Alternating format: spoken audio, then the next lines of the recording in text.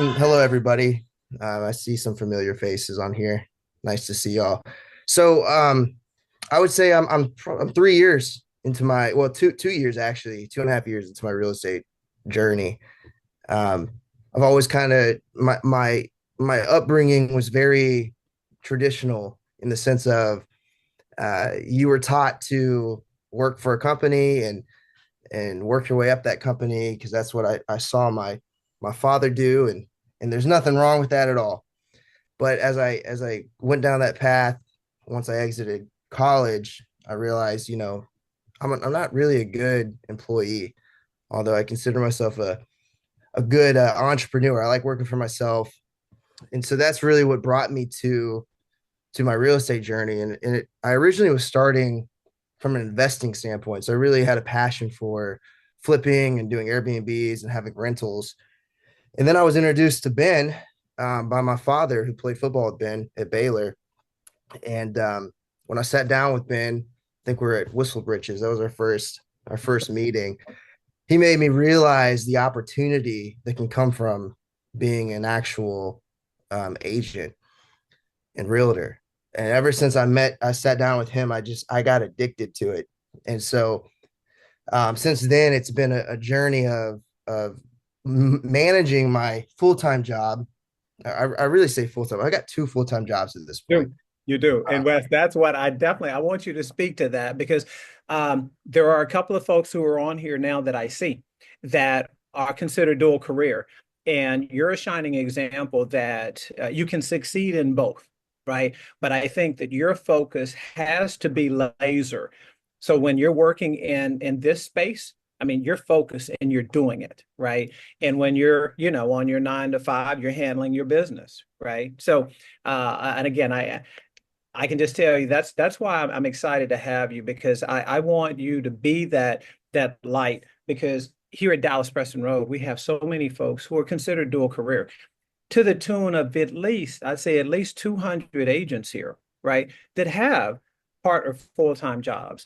And yet many of them think, well, I got to get rid of this damn job because I got to get my real estate going. And I want them to see that, oh, they can get their real estate going even while they're over there, right? Because you're doing it.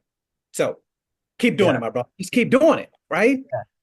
Well, and for me, I have the mindset of currently, and we'll see what happens. Every day it gets harder and harder to manage both of these, which I think is a good thing because it shows that my pathway in the real estate world is going to open up. There's a higher ceiling in the world of real estate, much higher. I mean, the amount that you can make in this industry is really untapped. I mean, it's there's no ceiling to it. Whereas Okay. with a W-2 job, you do have that to an extent. But for me, yeah, I have to be extremely intentional.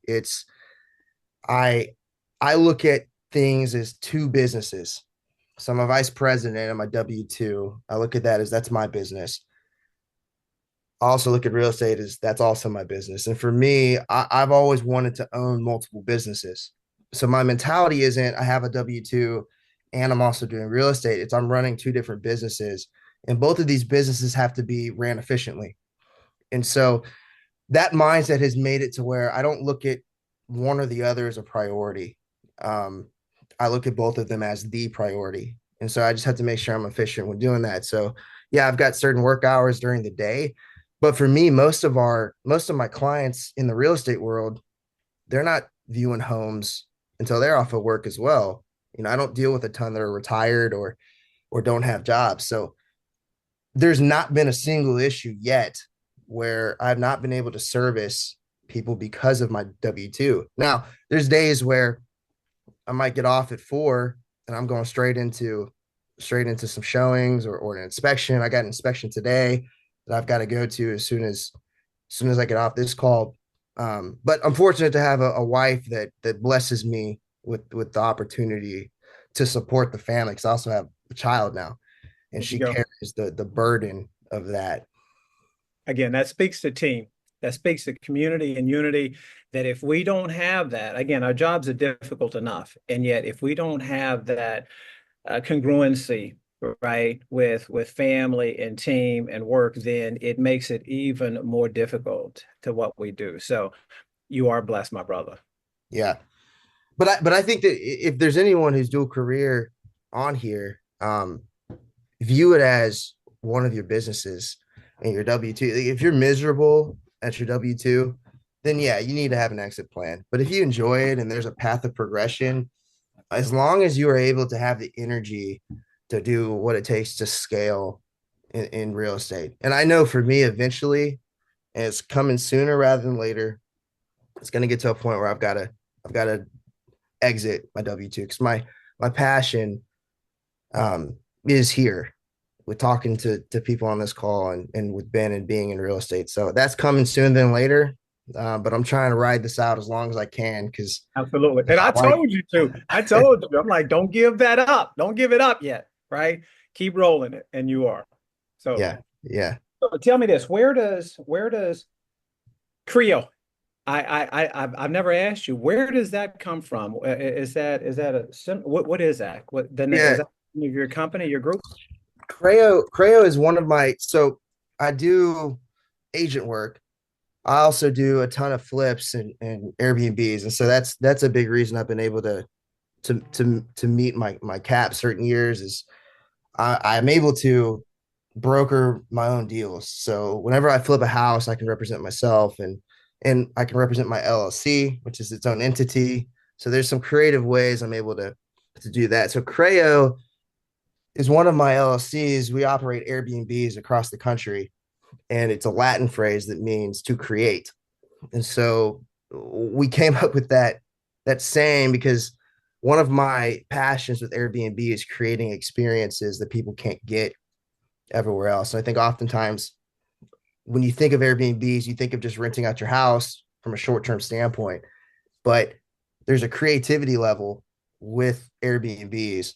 And so we'll take very, very basic distressed homes, flip them, and inside, I mean, some of our homes we have ball pits and slides that are connected to the wall. We really try to create a family experience wherever we go. So that's where that Latin. So and that's another thing of I view that also as a third business. So I've got to manage real estate agent work, my flips, which is its own business, and then my W-2 as well.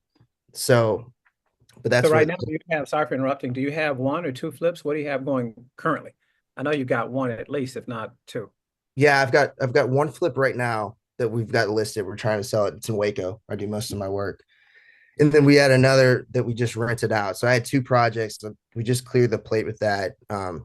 We're currently doing my biggest project yet, which is going to be a beach property in Destin or Pensacola, really, which I'm excited about. We just announced it last week. So that's my first that's the furthest property away from where I'm at. And so it'll be interesting to see how that goes. Now, sorry for interrupting. So do you have a trusted advisor on that end that's helping you? And how in the world did you find that property?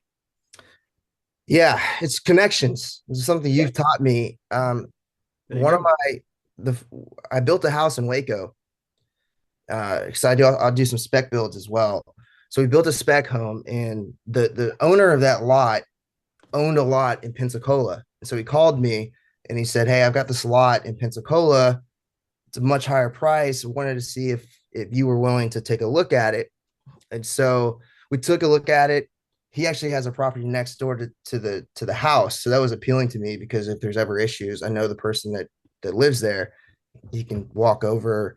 And so I talked to my investors and they said, "Yeah, we're interested in this." And so we made a pitch and we got a financial backing for it. So we're gonna put the shovel in the ground here in the next probably few months. It's exciting. Wow. Again, relationships can take us places that money can't. And I'm so you're a great example of that. And it's funny you say that because my coach just asked me yesterday if I would, if I'd be interested in investing somewhere outside of Dallas Fort Worth where all of my properties are. And I told him, yes, I would, but I'd have to have a trusted advisor in Pensacola, in San Antonio, where I've got, in Waco, where I've got, in Florida, where I've got. So again, thanks for sharing that, because I think sometimes we have a limiting belief around we have to stay here in the Dallas Fort Worth or San Antonio or Austin or Kansas City area, and not necessarily, because if it's a great opportunity, we should we should be in a position, hopefully, to go take advantage of that. And I think many of us here are, or we're working toward that. And I think Ben, you make a good point. The we as realtors in this business can operate as that trusted advisor for people. So if there's ever people that, because what they really want when they're building or doing something unique in a city they don't live in, they want eyes on the ground. They want someone who can recommend a contractor, somebody who can recommend a property manager, somebody that can go inspect the property. And so we are able to serve that. There's not necessarily a financial reward for that from us, but man, that pays itself back, because the next one they want to buy, they might want to use us to help represent them. And if we can show, like I've had a couple people when I first started this in Waco, a couple agents I knew who I just needed help. There was one day I needed someone to move a lockbox for me, or hey, can you just go check and see if my contractor showed up today? And I remember there were two or three of them that just wouldn't even respond to me.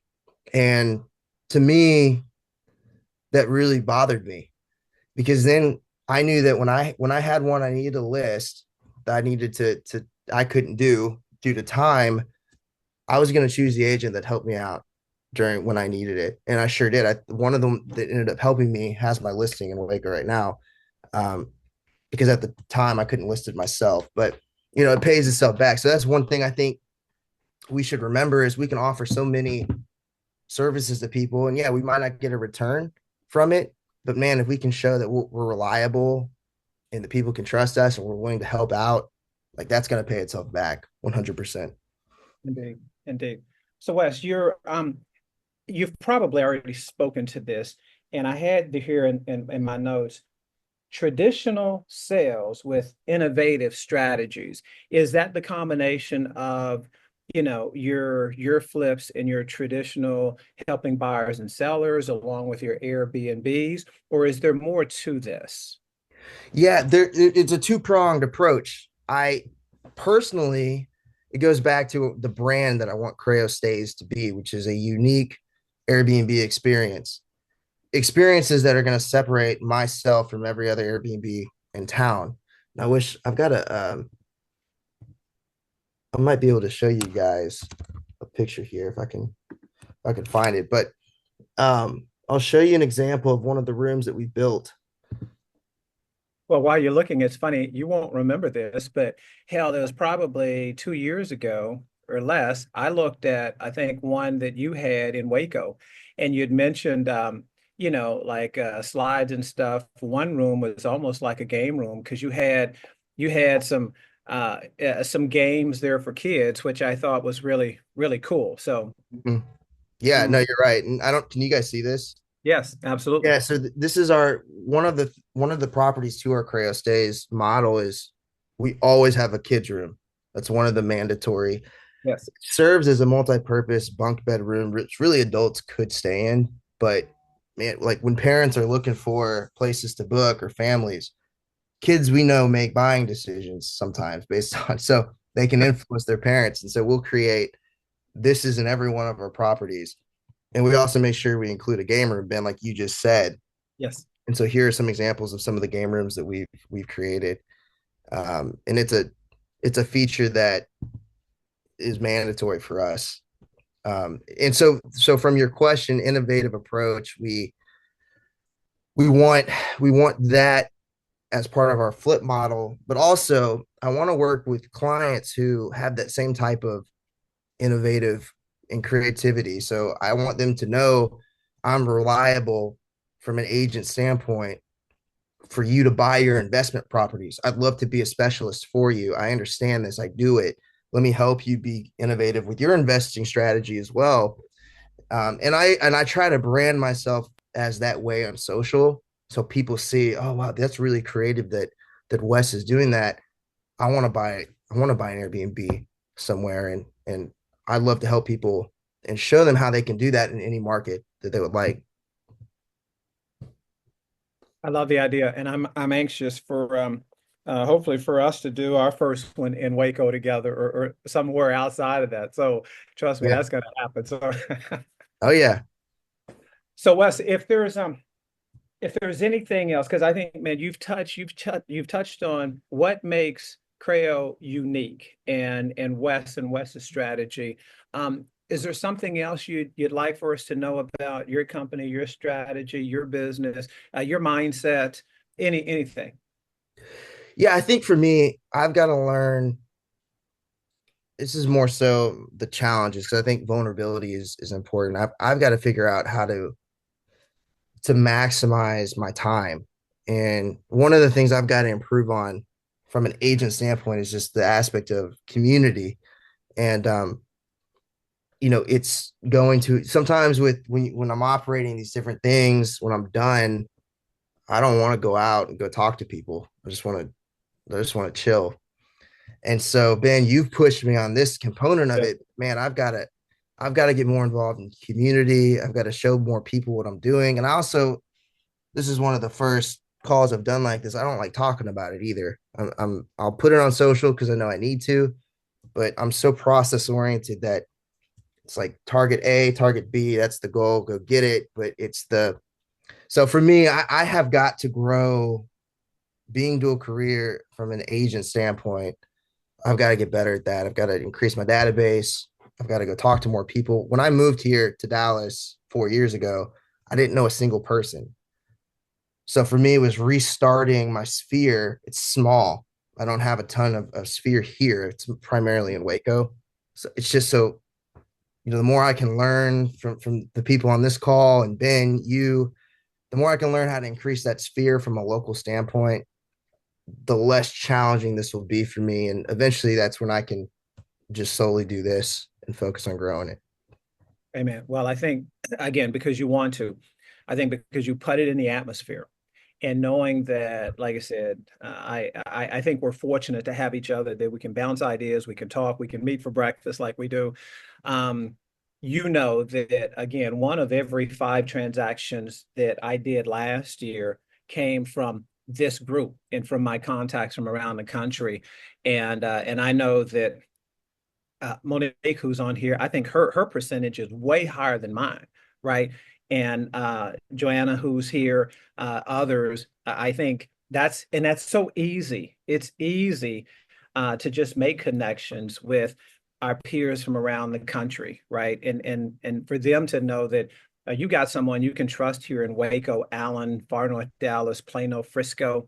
So again, I see the want to, and I know that you're going to improve in that area because you've got some amazing contacts from around, and they need to know that that Wes is here and Wes is eager to earn their trust, right? Because it's all about trust.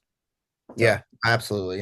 And I'm gonna continue to talk to you guys. Some of y'all I've met, some I haven't, but would love to connect. And I think that if anyone on here is interested in Airbnbs or flips and learning how to do that, would love to connect. I think this is one of the things I have to do better at. So if any of you guys, y'all can find me on Instagram. It's yeah, just give all your posts. I mean, Christina's probably put them in, but speak it. Your number and your everything. Tell it to us. yeah. I'll just put it here in the chat. Love to talk to like-minded individuals. And oh, did I just share my screen? Can y'all see me or did I Oh, yeah, no, we got it. We see the Okay. number and Okay, everything. cool. Um, yeah, because I think I've met some of you guys at some of the Christmas parties. And so do we have some out of state or out of city people in this call, Ben? You said some Okay. Houston? Oh yeah, half of the folks aren't in Dallas that are on here. So um now let me ask you this real quick. Your your social media, because I've seen you step up that game. So do you have is it your wife that's filming you? Do you have someone that you're paying? Do you have a company? What does that look like? Because Yeah. that's an area that I've got to improve on. Yeah, and I think everybody, and I see Jacksonville, shout out Jacksonville, Duval. the and Lexington. That's all. Oh, we got people from all over here. That's great.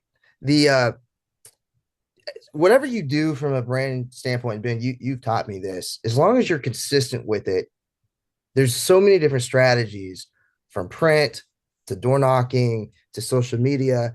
Social media is the modern day business card. I really believe it. I think that it's we focus so much on growing our database. They say the stats. If you get 202 people into your database and you touch them 33 times a year, it equates to a certain amount of commission. Your database that's right there is your current social media following, whether it's 100 people, 1,000 people. Those are people that the amount of time that the number two search engine outside of Google was YouTube and Instagram. And so people are going on that as a modern way to look things up.